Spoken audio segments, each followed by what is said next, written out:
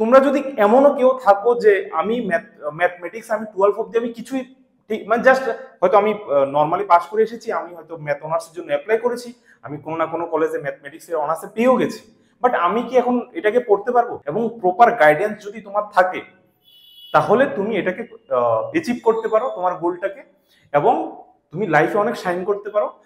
তুমি যদি কোনো কম্পিটিটিভ এক্সাম দাও, দ্য মোস্ট ইম্পর্টেন্ট যে কোনো, তুমি এসএসসি দাও, তুমি টিপিএসসি দাও, তুমি ইউপিএসসি দাও, বা তুমি ব্যাংকিং এ যাও, বা তুমি যে কোনো কম্পিটিটিভ এক্সাম, তুমি ডিসিপ্লিন, তোমার মধ্যে ওই কারেজ থাকতে হবে, তোমার মধ্যে ওই, আমি তাদের কথা বলছি যারা 12 অব্দি ম্যাথমেটিক্সে আমি মনে করি তোমরা জিরো ছিলে, তোমাদের কোনো লজিক ছিল না তোমাদের। হাই ফ্রেন্ড, কেমন আছো তোমরা সবাই? আশা করি তোমরা সবাই খুব ভালো আছো। দেখো, তোমরা অলরেডি থাম্বনেল থেকে বুঝে গেছো যে আজকের ভিডিওটা কি হতে চলেছে, কারণ তোমাদের অলরেডি এইচএস এক্সামের রেজাল্ট দিয়ে দিয়েছে, তোমরা সবাই রেজাল্ট পেয়ে গেছো। এখন তোমরা তোমাদের কেরিয়ার নিয়ে সবাই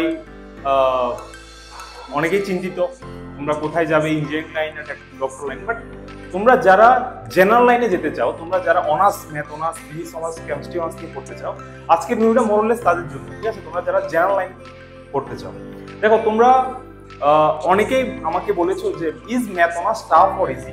দেখো, এটার আনসার আমি যদি বলতে চাই ইয়েস আবার নো। দেখো, ম্যাথমেটিক্স অনার্স কি ইজি না টাফ, তার জন্য তোমাকে আরো অনেক কিছু ফ্যাক্ট তোমাকে দেখতে হবে। সেটার ফার্স্ট তোমাকে এটা দেখতে হবে যে তুমি 12 অব্দি তুমি ম্যাথমেটিক্সটাই কিভাবে নিয়েছিলে, ঠিক আছে? যে তুমি ম্যাথমেটিক্সটাকে তুমি কি জাস্ট একটা সাবজেক্ট নিয়েছিলে, না তুমি ওইটাকে সিরিয়াসলি পড়েছিলে, ওটার কনসেপ্টগুলি তুমি ঠিকঠাক দেখেছিলে, ইন্টিগ্রেশন ডেরিভেটিভ গুলি ঠিক করে তোমরা পড়েছিলে কিনা, তো এগুলি অনেকটা ম্যাটার করে। বাট তোমরা যদি এমনও কেউ থাকো যে আমি ম্যাথমেটিক্স আমি 12 অব্দি আমি কিছুই ঠিক মানে জাস্ট হয়তো আমি নর্মালি পাস করে এসেছি, আমি হয়তো ম্যাথ অনার্সের জন্য অ্যাপ্লাই করেছি, আমি কোনো না কোনো কলেজে ম্যাথমেটিক্সের অনার্সে পেয়েও গেছি, বাট আমি কি এখন এটাকে পড়তে পারবো? এক্স্যাক্টলি পড়তে পারবে। দেখো, এটা এমন কোনো কথা নেই যে তুমি ম্যাথমেটিক্স 12 অব্দি, সাপোজ ধরো তোমার অনেকগুলি চ্যাপ্টার হয়নি বা অনেকগুলি চ্যাপ্টার তুমি ঠিক করে পড়তে পারোনি, এমন হতেই পারে। বাট এখন তোমার মধ্যে তুমি হয়তো ম্যাথ অনার্স কোথাও পেয়ে গেছো, এখন তোমার মধ্যে একটা ভয় আসছে যে যে স্যার এখন কি ম্যাথ অনার্স আমি এটাকে ক্লিয়ার করতে পারবো, ম্যাথমেটিক্স অনার্সকে আমি কমপ্লিট করতে পারবো? দেখো, এটা কমপ্লিটলি ডিপেন্ড করবে তোমার ডিটারমিনেশন, তোমার ডিসিপ্লিনের উপরে। তুমি যদি মনে করো যে আমি 12 অব্দি আমি কোনো চ্যাপ্টার আমি ঠিক আছে, আমি যেই ইম্পর্টেন্ট কিছু চ্যাপ্টার আমি পড়িনি, বাট এগুলি আমার কোনো না কোনো জায়গায় লাগবে, তো তার জন্য তোমায় কি করতে হবে? এই প্রবলেমগুলি সলভ করতে হবে, তোমাকে একটা এক্সট্রা এফোর্ট দিতে হবে। বাট সবার প্রথম তোমার you have to be discipline, তোমার মধ্যে ওই কারেজ থাকতে হবে, তোমার মধ্যে ওই, আমি তাদের কথা বলছি যারা 12 অব্দি ম্যাথমেটিক্সে আমি মনে করি তোমরা জিরো ছিলে, তোমাদের কোনো লজিক ছিল না, তোমাদের তোমরা ভালো ম্যাথ পারতে না, বাট মোটামুটি একটা মার্কস 12 তোমাদের একটা মোটামুটি মার্কস চলে এসছে, এখন তোমরা ম্যাথমেটিক্স অনার্স নিয়ে পড়তে চাও, বা নট অনলি ম্যাথমেটিক্স, তোমরা ফিজিক্স কেমিস্ট্রি যে কোনো অনার্স, এবং তোমরা হয়তো ফিজিক্স অনার্স বা কেমিস্ট্রি অনার্স বা ম্যাথ অনার্স তোমরা পেয়েও গেছো, এখন তোমরা হয়তো একটা ভয় থাকতে পারে।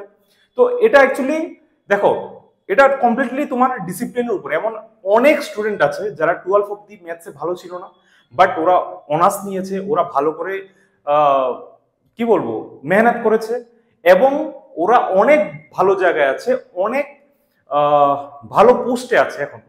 তো এটা তোমার উপরে ডিপেন্ড করবে যে তুমি এটাকে কিভাবে নিচ্ছ। তুমি যদি ক্যাজুয়ালি নাও, obviously mathematics is not easy. তুমি যদি সিরিয়াসলি নাও, then also mathematics is not easy, but তুমি এটাকে কনকার করতে পারবে, ঠিক আছে?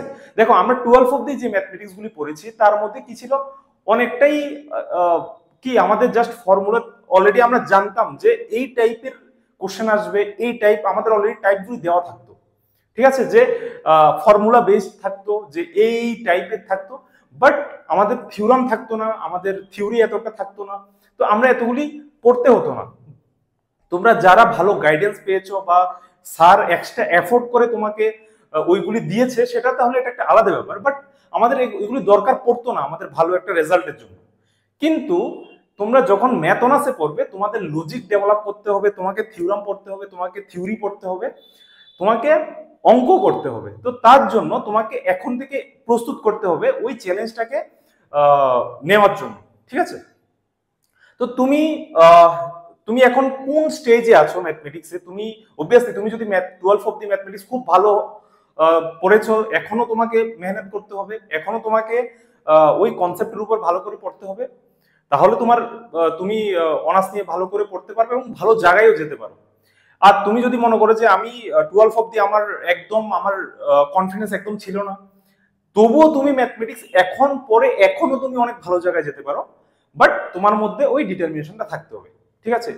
আর তুমি যেমন এবার সেকেন্ড কোশ্চেন হলো যে আমাদের এই যে কলেজের ম্যাথমেটিক্সে এটা আমাদের কি কি জিনিস লাগে। দেখো, আমাদের একটা কথা যদি বলতে গেলে যে আমাদের 12 অব্দি সবকিছু লাগবে, আবার কেউ বলবে যে আমি তো এগুলি পড়ে আসিনি।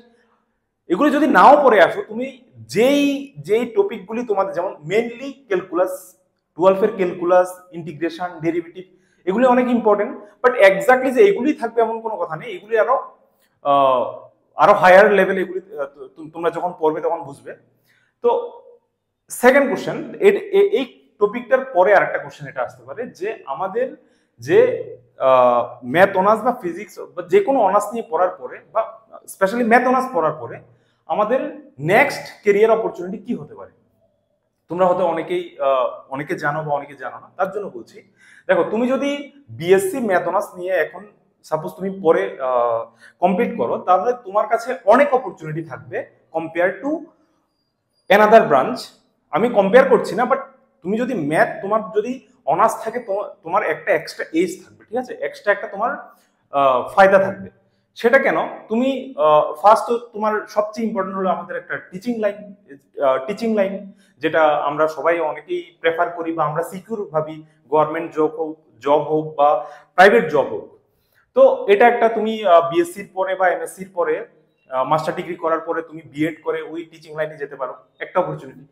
সেকেন্ড, তুমি যদি কোনো কম্পিটিটিভ এক্সাম দাও, দ্য মোস্ট ইম্পর্টেন্ট, যে কোনো, তুমি এসএসসি দাও, তুমি টিপিএসসি দাও, তুমি ইউপিএসসি দাও, বা তুমি ব্যাংকিং এ যাও, বা তুমি যে কোনো কম্পিটিটিভ এক্সাম, ব্যাংকিং হোক বা যে কোনো কম্পিটিটিভ এক্সামে ম্যাথমেটিক্স আর ইংলিশ তো কম্পালসারি, এবং যে ম্যাথমেটিক্স জানে ওর অলরেডি পাওয়ার সম্ভাবনা অনেকটাই বেশি থাকে, ঠিক আছে? তো তুমি যদি অলরেডি ম্যাথমেটিক্স অনার্স নিয়ে পড়ে আসছো, মানে তোমার অলরেডি ম্যাথমেটিক্স একটা যেটা সবচেয়ে টাফ জিনিস, সেটাকে তুমি অলরেডি কনকার করে নিয়েছো, তার মানে তোমার ওইখানে সিলেকশন হওয়ার সম্ভাবনা অনেকটাই বেশি হবে। তো এটা একটা অপরচুনিটি তোমার জন্য কেরিয়ারের ক্ষেত্রে। আর থার্ড হলো, তুমি যদি কোনো হায়ার স্টাডিজে যেতে চাও, তুমি যদি পিএইচডি করতে চাও, সেটাও একটা ভালো অপরচুনিটি। তুমি প্রফেসরের লাইনে যেতে চাও, বা ফরেনে গিয়ে রিসার্চ করতে চাও, বা ভালো জায়গায় রিসার্চ করতে চাও, সেটা একটা অনেক ভালো অপরচুনিটি। তো আমি একদম লাস্টে যদি এটা বলি যে ম্যাথমেটিক্স অনার্স কি ইজি বা টাফ, আমি ওই এমন একটা স্টুডেন্টকে ভেবে বলছি যে স্টুডেন্টের 12 অব্দি একদমই উইক ছিল ম্যাথমেটিক্সে, বাট মোটামুটি একটা মার্কস চলে এসছে, অনার্স পেয়ে গেছে। আমি তার জন্য বলছি, তুমিও ম্যাথমেটিক্স অনার্সকে তুমি ভালো করে তোমার ডিটারমিনেশন দিয়ে তুমি যদি সিরিয়াসলি পড়ো এবং প্রপার গাইডেন্স যদি তোমার থাকে, তাহলে তুমি এটাকে অ্যাচিভ করতে পারো, তোমার গোলটাকে, এবং তুমি লাইফে অনেক শাইন করতে পারো।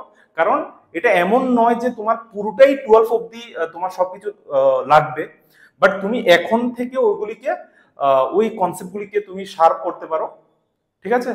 তো এটা এমন কিছু নেই যে একদম তোমার আগে জিনিস পড়তেই হবে, বা তুমি অনেক লো ফিল করছো যে এটা কি ম্যাথ অনার্সটা কি আমি কমপ্লিট করতে পারবো না। তো তার জন্য সবাই প্রথমে তোমার একজন ভালো গাইডেন্স দরকার, এবং সেকেন্ড হলো তুমি ওই যেই জিনিসটাকে তুমি অ্যাচিভ করতে চাও, ওখানে হার্ডওয়ার্ক লাগবে প্রচুর। তো hard work, there is no substitution for hard work. All the best.